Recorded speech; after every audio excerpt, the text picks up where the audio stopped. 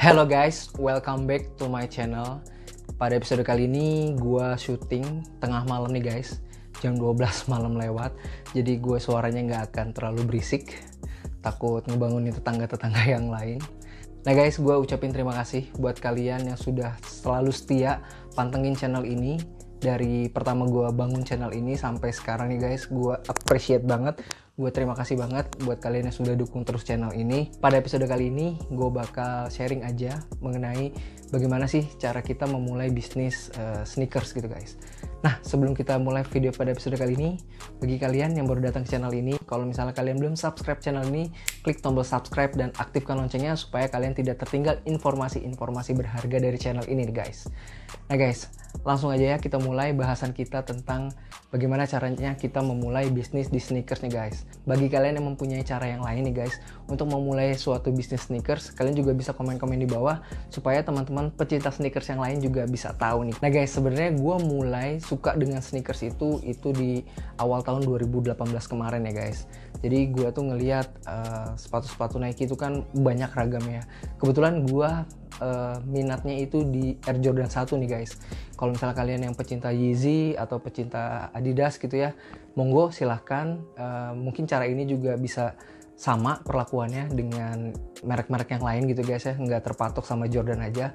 Tapi karena gue pecinta Jordan 1, jadi gue lebih taunya itu tentang Jordan 1 nih guys. Sempat main-main ke Hoops juga di Grand Indonesia.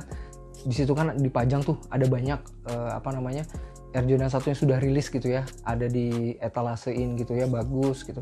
Nah, gue tuh sempat nanya ke yang jaga waktu itu, ini kalau misalnya saya mau beli ini kayak gimana caranya. Ternyata dia ngasih tahu rulesnya gitu, harus refer offline, refer online juga kadang di Instagram dan lain sebagainya guys.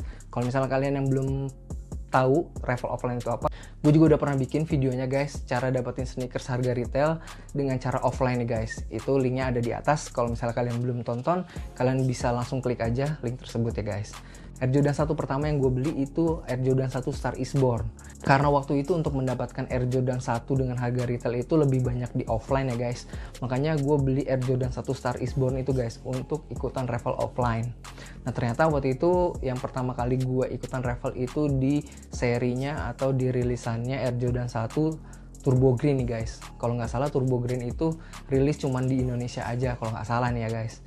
Nah itu gue dapet sepatu Turbo Green dengan harga retail waktu itu belum ada bundling, jadi 2.386.000 gue beli.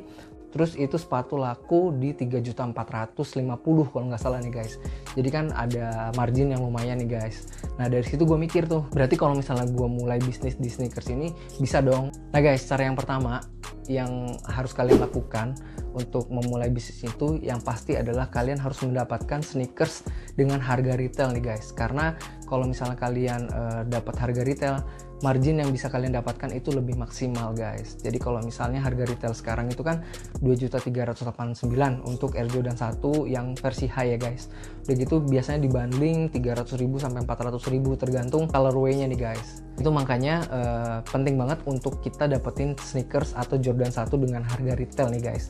Nah biasanya kalau misalnya kalian pengen dapetinnya dengan cara offline, seperti yang gue bilang tadi ya, gue udah bikin videonya.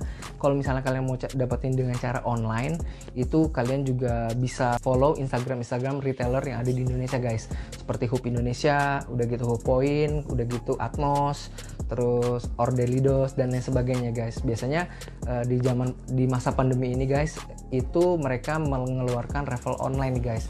Jadi kalian harus pantengin, kalau bisa kalian turn on notification-nya guys setiap postingan terbaru dari website atau Instagram tersebut. Jadi kalian tidak tertinggal info nih guys. Nah fungsinya kita mengetahui info itu supaya kita bisa berkesempatan nih guys beli sepatu dengan harga retail. Jadi kalau harga retail itu cuannya atau untungnya itu ya masih lumayan lah guys, dibanding kalau misalnya kita beli harga resell gitu guys. Sebenarnya di toko consignment itu banyak juga sneakers yang istilahnya itu colorway-nya itu nggak terlalu banyak orang suka gitu ya, atau colorway-nya bagus tapi karena daya beli masyarakat sekarang lagi agak turun kalau menurut gua nih guys ya, jadi harganya itu nggak bisa terlalu tinggi. Kalian juga bisa manfaatin, kalian harus follow toko konsain tersebut ya. Follow sebanyak mungkin toko consignment dan kalian pantengin tuh guys, setiap harinya sempetin waktu untuk lihat postingan-postingan harga dari sepatu-sepatu yang mereka posting gitu guys. Nah guys, sebagai gambaran kayak gini guys, kalau misalnya kalian pengen dapetin harga resell tapi yang masih bisa di resell lagi ya guys. Nah sebagai gambaran kayak gini guys, misalnya sepatu Air Jordan 1 Low Black 2. Nah Black 2 itu barunya itu kan sekitar 3 jutaan ya, kalau di Kik Avenue itu sekarang udah 3 jutaan ke atas gitu.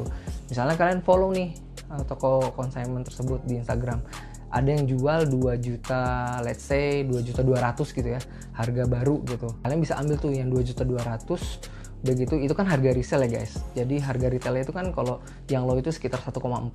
Kalian bisa ambil 2,2 dan kalian resell lagi, dipasang di Kik Avenue 3 juta rupiah atau 3 juta lebih gitu guys. Jadi kalian bisa masih tetap dapat margin di situ guys. Misalnya modal kalian kuat guys, gua saranin kalau misalnya kalian mau dapatin untung yang maksimal dari satu sneakers, itu kalian bisa simpen di 6 bulan atau 1 tahun guys. Jadi kalian timbun dulu sneakersnya. Kalian kalau misalnya modal kalian memang cukup gitu ya, kalian ambil harga resell yang dijual di toko consignment tersebut atau harga retail yang kalian dapat gitu ya. Kalian simpen sepatunya di 6 bulan atau 1 tahun sampai stok dari orang-orang yang lain itu udah pada keluar gitu guys. Karena kalau misalnya stok atau barang itu di pasar kondisi BNIB itu udah mulai menurun, otomatis harga resellnya itu beranjak naik dari beberapa hari atau beberapa bulan setelah perilisan gitu guys. Jadi harganya bisa lebih mahal dari waktu dia rilis guys. Nah itu trik yang pertama guys. Cuman balik lagi, sesuaikan juga dengan kemampuan kalian. Kalau misalnya kalian nggak terlalu support dari sisi anggaran, kalian juga bisa lakuin, kalau misalnya kalian dapat sneakers, kalian bisa langsung jual dengan secepat mungkin, tapi marginnya memang lebih kecil gitu ya, atau kurang maksimal. Itu balik lagi ke kalian mau dapetin mau jual sneakersnya itu cepet-cepet atau kalian tunggu dulu gitu. Biasanya kalau yang gue lakuin itu gue bakal tunggu beberapa bulan, cuman nggak terlalu lama sih, gue hold paling sekitar 3 bulan 4 bulan, sama gue pasang di toko konsain gue dan juga di Kik Avenue biasanya gue pasang tuh guys. Nah dari situ ya udah kita tunggu aja, kita udah pasang umpan, mana tahu ada ikan yang nyaplok alias ada orang yang beli sneakers kita guys. Nah yang kedua yang kalian harus lakukan itu kalian harus sering-sering cek harga market di global ya guys. Kalian bisa manfaatkan marketplace luar negeri sebagai patokan, kayak misalnya Goat, kemudian StockX, kemudian ada banyak marketplace di luar negeri. Jadi kalian bisa kira-kira prediksi nih guys, karena di marketplace tersebut kayak di StockX itu ada grafik trennya gitu guys. Jadi kalian bisa tahu value sebenarnya dari sneakers yang kalian punya itu berapa. Nah, kalian juga kalau misalnya mau bandingin dengan market di Indonesia, kalian bisa bandingin di marketnya Kik Avenue. Nah, di Kik Avenue itu kan ada dua nih guys, harga yang seller kasih, sama harga, kan di Kik Avenue itu bisa nawar ya guys, sama harga yang ditawar. Nah, kalian lihatnya harga penawaran, jangan harga yang dikasih sama seller. Kalian lihat rata-rata harga penawaran itu berapa.